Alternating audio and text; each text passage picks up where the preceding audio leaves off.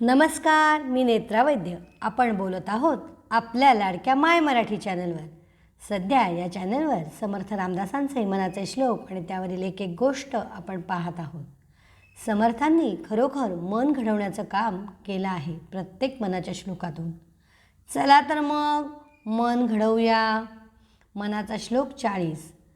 मना पाविजे सर्वही सुख जेथे, अति आदरे ठेविजे लक्ष तेथे, विवेके कुडी कल्पना पालिटे जे, मना सज्जना राघवी वस्ती कीजे.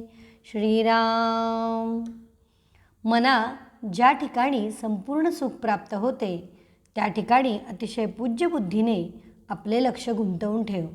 त्याचप्रमाणे अगदी सरळ विचार करून वाईट मनोवृत्ती टाकून दे व तिच्या जागी दुसऱ्या चांगल्या मनोवृत्तीचा स्वीकार कर. मना तू भगवंतापाशीच कायमचा निवास कर, वास्तव्य कर, असं समर्थ रामदास या श्लोकात आपल्याला सांगतात. या श्लोकासंदर्भातली छोटीशी गोष्ट आपण पाहणार आहोत. मोहरा भरलेला हंडा.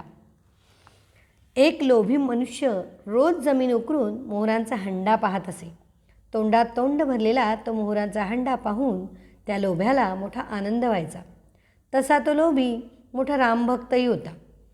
मोठा म्हणजे मोठेपणा मिळवण्यापुरता नाही, तर त्या लोभ्याने पूर्वी प्रतिज्ञा केली होती, हंडाभर मोहरा मिळाल्या की मी रामभक्तीकडे वळेन. मोहरांचा हंडा भरल्यावर हा लोभी रामभक्तीकडे वळलाही आणि मग त्याला खरोखरीच एक वेगळे समाधान वाटू लागले. तरीसुद्धा दिवसातून एकदा हंडा पाहण्याचा क्रम मात्र चालूच होता. एक दिवस राम या लोभ्याच्या स्वप्नात आले. तो हंडा उलटा करून त्यांनी दाखवला. त्यात पहिला थर फक्त मोहरांचा होता, बाकी खाली माती भरली होती. त्या लोभ्याच्या मुलाने खालच्या मोहरा काढून घेतल्या होत्या. तो लोभी रडायला लागला. तेव्हा राम म्हणाले, अरे बाबा, तू इतके दिवस मोहरांचा वरचा थर पाहूनच खुश होत होतास.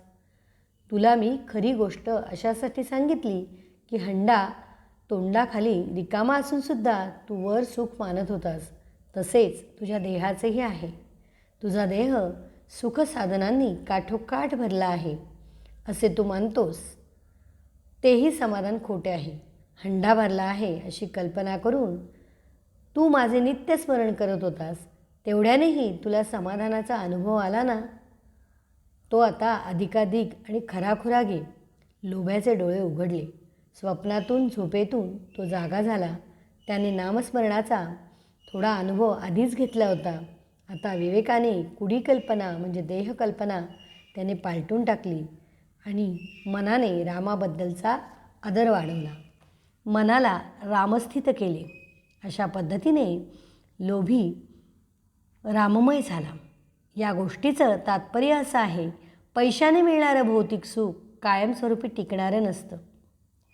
अशीच अजून एक छोटीशी गोष्ट आपण घेऊन येणार आहोत.